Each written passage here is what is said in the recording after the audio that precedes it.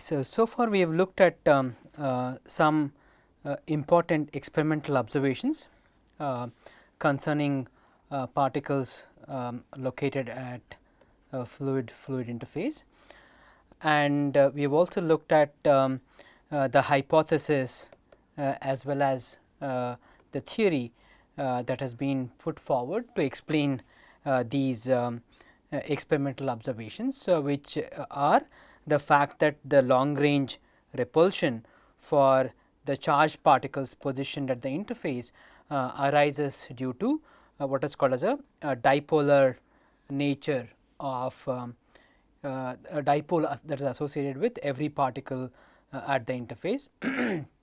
and the dipolar repulsion is what gives rise to long range repulsive forces. The second aspect that was also discussed was that the particles are trapped in an energy well, and typical the magnitude of this energy well is of the order of 10 power 6 times the thermal energy for 1 micrometer particles, and such a high energy well in which the particles are trapped is important in the context of defining colloids at interfaces as a model system to look at particles at interfaces, to study particles at interfaces. What we will do now is to look at some important implications of surface energy balance that we have done. So what the surface energy balance that we have looked at, it provides an estimate of the equilibrium position of the particle, right. So, we just plotted the scaled energy, that is E bar, as a function of the scaled distance, and it turns out that there is a minima in the surface energy plot, and that position provides us an estimate of the equilibrium position. It will tell us whether the particle is more residing in the aqueous phase or the water phase that is, if is the particle hydrophilic, or is it that the particle is sitting more in the oil phase, or is it that the particles are hydrophobic, right. And this information is important because depending upon whether the particle resides more in the aqueous phase or more in the oil phase, one could predict the emulsion type that is formed when such particles are used for emulsification. For example, what you are looking at is two pictures where you have a particle that resides more in the water phase, that is because if you look at the portion of the particle that is in water is more, such a particles would give rise to oil in water emulsion. That means, if the particles reside more in a particular phase, that phase becomes the continuous phase. So, therefore, hydrophilic particles give rise to oil in water emulsion, and typical example of the particles that give oil in water emulsion are silica particles or hematite particles, or any particle where the contact angle is less than 90, and if the particles are hydrophobic, that means if they prefer to sit more in the oil phase, such particles would give rise to water in oil emulsion, and therefore, the surface energy balance can be used to estimate the equilibrium position of the particle, which in turn can be used to predict or a priori check what kind of emulsions form when such particles are used for emulsification process. And the equilibrium position of the particle that is again estimated by surface energy balance is also important because of the fact that we know that the dipolar interactions, they arise because of the dissociation of charges on the side of the particle that is in contact with water, and depending upon what is the extent of immersion of particle in the water phase, there could be this z times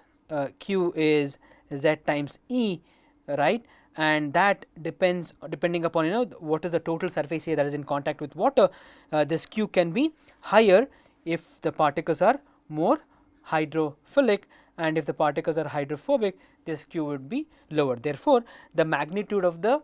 electrostatic interactions do depend on what is the location of the particle with respect to the interface, and surface energy balance provides us an estimate of finding out what is a typical area of the particle that is in contact with either of the fluids. Now so what is plotted here is the surface energy as a function of scaled immersion depth. So, Z is a immersion depth, and what you see is two plots, one generated for a particle sitting at water decane interface, and the other generated for a same particle that is sitting at air water interface. So, these are ellipsoids or prolate ellipsoids, and these are of identical charges and size, and they are at two different interfaces. One is water decane and water air, and as you can see that the minima in the surface energy plot occurs at a different location. That means in one case there for example, in this particular case, this green line corresponds to the case where the particle is sitting at water decane interface, and this red line corresponds to the case where the particle is sitting at air water interface in the equilibrium position. Therefore, such simple surface energy balance can be used to assess if there is a shift in the particle position with respect to the interface when you are doing experiments at by using particles that are of identical charge and size, however at different interfaces. So, the implication of this, the shift in the particle position of the particle position with respect to the interface, is that depending upon whether the particle is at water decane or water air interface, they can give rise to very different self assembly of particles. So, what you are looking at is ellipsoids that have sulfate groups, and the major axis of the ellipsoids is 10 micrometer in both the cases. In one case where that is for the water decane interface, you kind of more see linear aggregates that are formed, and if you look at water air interface, the particles are more clustered and they form much larger aggregates. Okay. So, therefore, this shift in the one way to think about this would be that the shift in the position of the particle with respect to the interface does affect colloidal interactions, and which in turn can lead to different structure at the interface. And this is another example where 3 micrometer silica particles have been placed at the same type of oil water interface. So, the oil water interface in this case, oil water interface in the next case. However, the contact angle of the particle at the interface is different. In one case the contact angle is 65, other case the contact angle is 152. In this case the particle sits more in the water phase, here the particle sits more in the oil phase, and we can clearly see that all other conditions being same, the microstructure that you get at with the contact angle 65 is very different from the microstructure that you get at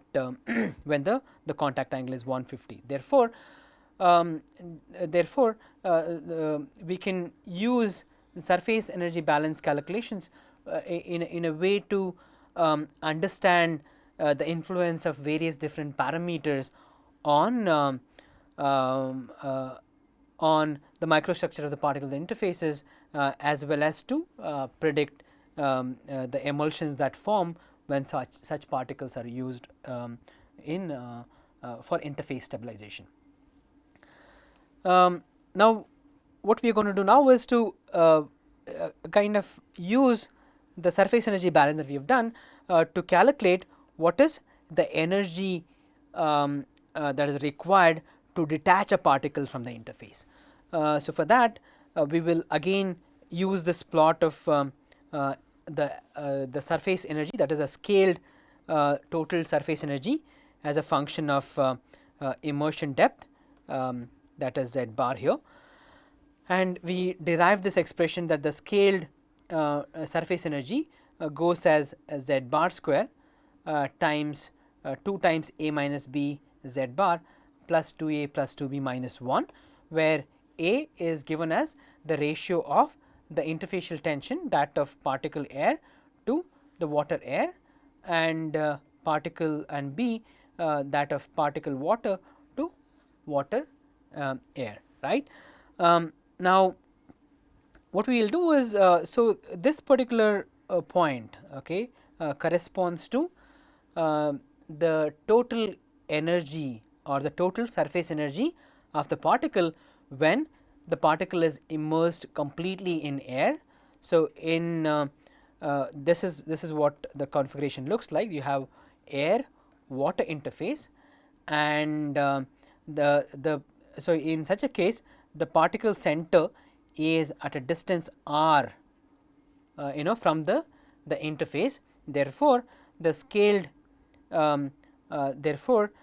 z is actually r, that is the location of the particle's center with respect to the interface is the radius of the particle itself. And now,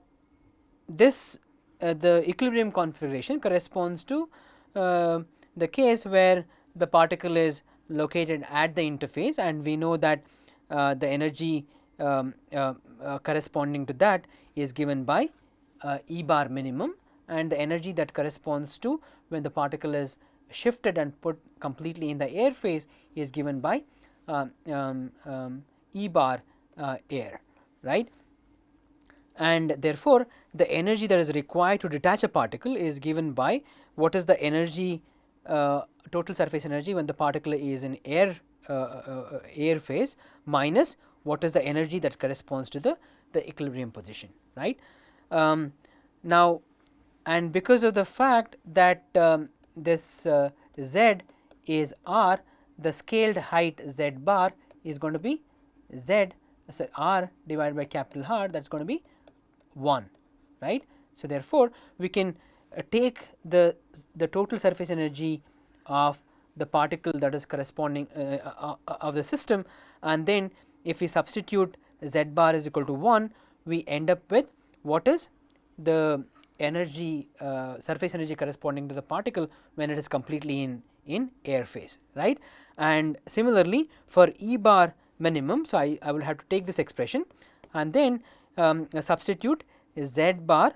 with z bar minimum, that is the coordinate that corresponds to the minimum position, right. So, we have already estimated that in the previous lecture. So, what we will do is, so we will get E bar air by substituting z bar is equal to 1. Therefore, you have z bar square, that becomes 1, and because z bar is 1, so the second term is 2 times a minus b, and this term remains as it is. So, therefore, this gets cancelled. So, you end up with E bar a as 4 times a. That means, when the particle is completely in the air phase, the total interfacial energy or the total surface energy is given by 4 times a. And similarly, if we substitute for z bar with z bar minima, we know that z bar minimum is given by b minus a. Therefore, this becomes b minus a whole square plus you have 2 times a minus b multiplied by b minus a, and this term is as it is, and I can take uh, b minus a to be common here. So, therefore, I end up with b minus a uh, plus 2a minus 2b, and this remains as it is. So, therefore, this E bar, if you do simplification, E bar minimum essentially becomes 2a plus 2b minus 1 minus of a minus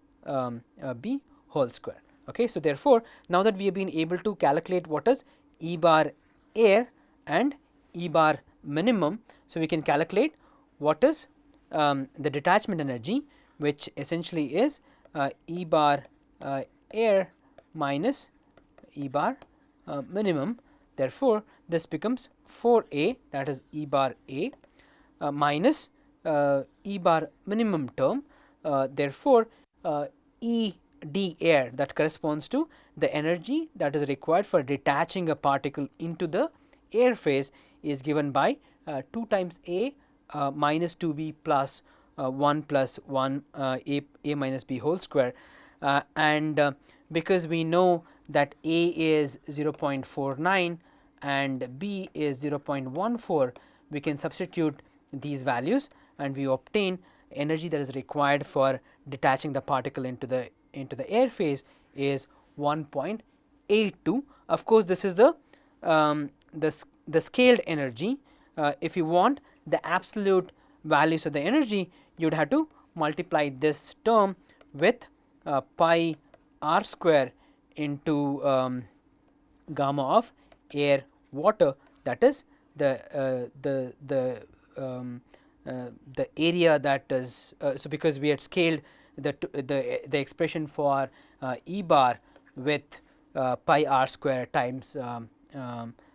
gamma air water. Therefore, if you want the absolute value of the energy that is required to detach a particle into the air phase, you would have to multiply this with this term, right. Similarly, we can calculate what is the energy that is required to move the particle into the water phase. In this case, the equilibrium configuration remains the same, okay, and that is given by 2 times a plus 2b minus 1 minus a minus b whole square, but now the particle is shifted into the water phase, and therefore, the particle now is such that it is at a distance again r from the interface. However, because we have defined z in a particular way, therefore, z bar becomes minus r divided by r. Therefore, z bar becomes minus 1. So, therefore, if we substitute for z bar is equal to minus 1 in the expression for the total surface energy, you end up with the energy of the total surface energy of the particle when it is in water phase to be 4b. Therefore, energy that is required for detaching the particle into the water phase is given by 4b, that is this term, minus E bar minimum, and if you substitute for a and b, E detachment into water phase turns out to be 0.42. So, therefore, so this surface energy balance calculation can also be used to estimate what is the energy that is required for detaching a particle into one of the phases, depending upon the fluid particle system that one is dealing with. There are alternate approaches for estimating the energy of detachment. We will try and take a look at that now. So, okay, so what the concept that I am going to discuss is from the book that is edited by these guys. So, what you are looking at is a schematic where there is a spherical particle of radius a, so radius r, and that is the radius of the particle, and the contact angle is theta, and you have case 1 here and case 2, and case 1 corresponds to when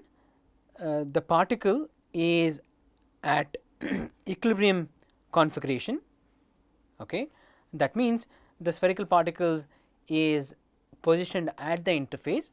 and it is allowed to reach an equilibrium position, and this configuration corresponds to the equilibrium configuration of a spherical particle of radius r, contact angle theta, positioned at the interface.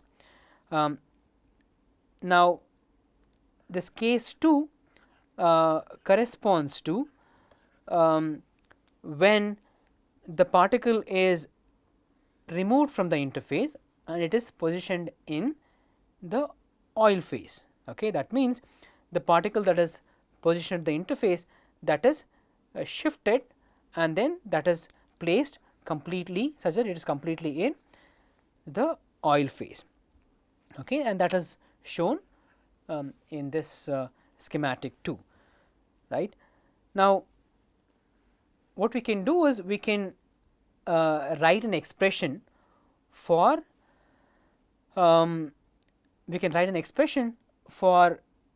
configuration 1, that is when the particle is in configuration 1, and we are going to assume that the interface is flat. That means, the interface is not deformed, and G of 1, that is the interfacial energy corresponding to the equilibrium position of the particle, which we know that it is the minimum energy configuration, and that is essentially given by the summation of the 3 interfacial energies, where gamma oil water times A oil water is the total interfacial energy of the oil water interface, particle water interfacial tension multiplied by the particle water area is the interfacial energy corresponding to the particle water interface, and similarly there is an interfacial energy contribution that comes from the particle oil interface. So, where A oil water superscript 1 is the area of the oil water interface. Similarly, A PW is the area of the particle water interface, and A PO is the area of the particle oil interface. And if we sum up the interfacial area, that is in the surface area of the particle that is in contact with oil, that is this interfacial area, and the surface area of the particle that is in contact with water, the summation of the 2 interfacial areas is equal to AP, which is the total surface area of the particle, which for a spherical particle is going to be 4 pi r square, right. So, that is the surface energy. So, this is the surface energy that corresponds to the energy minimum configuration when the particle is at its equilibrium position. Similarly, we can write an expression for the total interfacial energy of the system when the particle is detached and placed in the oil phase, and in that case the total interfacial energy is given by there are only 2 contribution, because the particle is no more in contact with water. Therefore, the interfacial energy contribution that comes from the particle water interface is essentially 0 now, and we have only contribution that comes from the oil water interface and the particle oil interface. And in this case, A OW superscript 2 is the area of the oil water interface in state 2, and that is the area of the interfacial area after the particle is detached. That means, so the particle was occupying certain area initially. Now, when it is removed, there is only the total interfacial area of the oil water interface is what is AOW superscript 2, and particle water interfacial area, as we said, it is 0 in this case, and APO superscript 2 is the area of the particle oil interface in state 2. And similarly, we can write that APW superscript 2 plus APO superscript 2 should be equal to AP, and because of the fact that this is 0, essentially A particle oil superscript 2 is going to be AP, that is the total surface area of the particle. Now, the energy of detachment, it is defined as the energy, the total surface energy of the fluid interface particle system in state 2 minus the interfacial energy of the system corresponding to the equilibrium configuration, that is G superscript 1. So, therefore, we can substitute the corresponding terms for each of these terms, and because we have A oil water common, so we are going to take that outside the parenthesis. So, you have A oil water superscript 2 minus A oil water superscript 1, that is the term with oil water interfacial tension, and so we are going to retain this term as it is, and because you have a negative sign here, so we are going to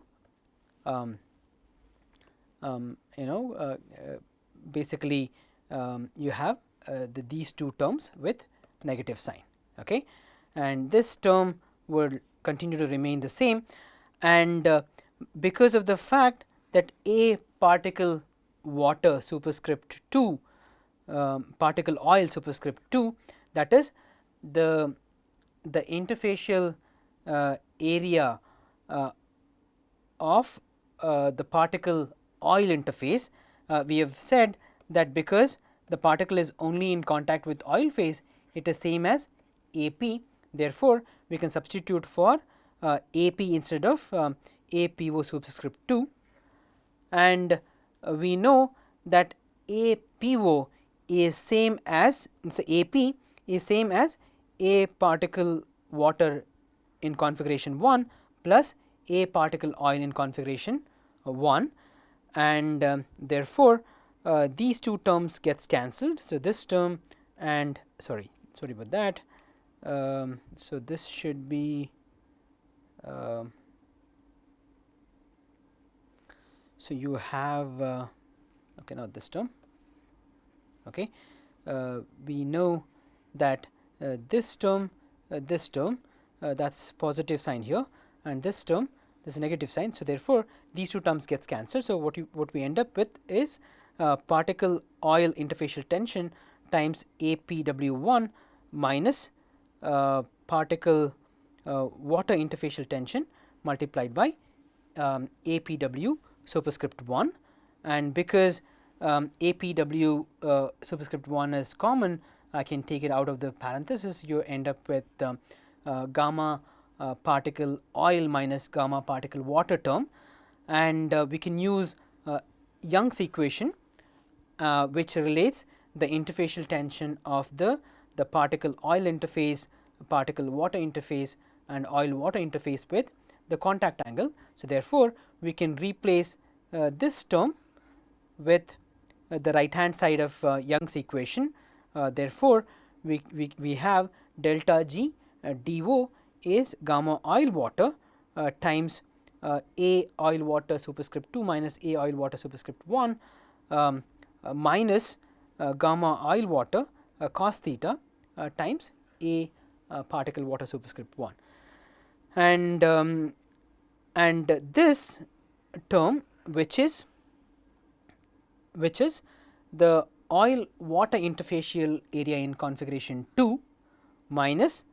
oil water interfacial area in configuration 1, it is what is called as the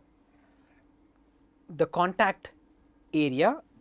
C for contact. Okay, AC is the area of the oil water interface occupied by the particle when it is at the fluid interface. Now, if the particle is such that the particle is the half of the particle is in one phase and half of the particle is in the other phase, then the area that the particle occupies at the interface, it is essentially pi r square, right, because the intersection of the particle and the interface at the equilibrium configuration gives an the area gives a circle whose area is pi r square. This would depend on what is the contact angle of the particle with respect to the interface, and this AC which is A oil water in configuration 2 minus A oil water in configuration 1, it is the area of the oil water interface that is occupied by the particle when it is at the interface. So therefore, we can we can similarly we can also derive an expression for detaching a particle into the water phase. So detaching the particle into oil phase, we obtained an expression which is gamma oil water into AC plus A particle water, in configuration 1 multiplied by cos theta. That is what we had obtained in the previous slide. And similarly, we can write the interfacial energy for the system when the particle is in equilibrium position, that is again it will still be G1, and when the particle is completely in the water phase, and we can do a similar surface energy calculation, and it turns out that for detaching a particle into the water phase, the interfacial the energy that is required for detachment is given by again gamma oil water, the contact area, that is the area that the particle occupies at the interface, and minus the particle oil interfacial area in configuration 1 times cos theta, where theta is the contact angle. Okay. Now, if we are working with spherical particles, we know that AP, that is the total surface area of the particle, is 4 pi r square, and this RC, it is the radius of the contact line. So what we mean by that is that if we look at the intersection of the interface and the particle, if you see from the top, we will have a circular contact line, and the radius of this is given by RC, and this RC is related to the contact angle theta and R, as RC is equal to R times sin theta. Therefore, the area that the particle occupies, the area of the oil water interface that the particle occupies when it is the interface, is given by pi times RC square or pi times R sin theta, the square. And now that we know the contact angle theta, we can do some simple geometry and then show that A particle water